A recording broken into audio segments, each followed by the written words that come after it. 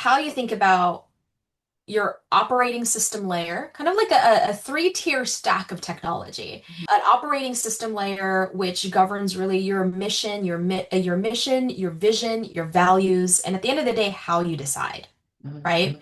On top of that operating system sits a stack called your application layer.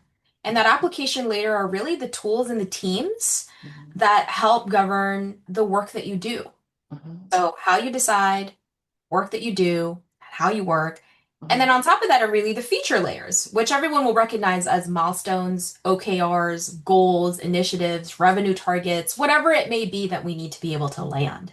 Thinking about it as an architecture of your culture, what I've observed in a large population of the folks we've worked with the lab is a lot of the what engineers will call debugging will happen at the feature layer. Mhm. People will always look at what's happening with the features first, Yes. spend a ton of time going, why isn't the target being met? Why aren't we meeting our goals? Or Mhm. why are we meeting our goals? It could be a false positive to say, oh, we're doing great, and therefore all these other things in the other layer of the stack must be fine, but it's not sustainable. What we encourage leaders to do is once we have that shared language, we say, where are you in that operating system layer? What does it look like? How, if you are experiencing something in that feature layer that's a little bit off, how do we get to the activating question of going back to the mission, vision, values, and the original intent of, you know, the purpose of why doing the work?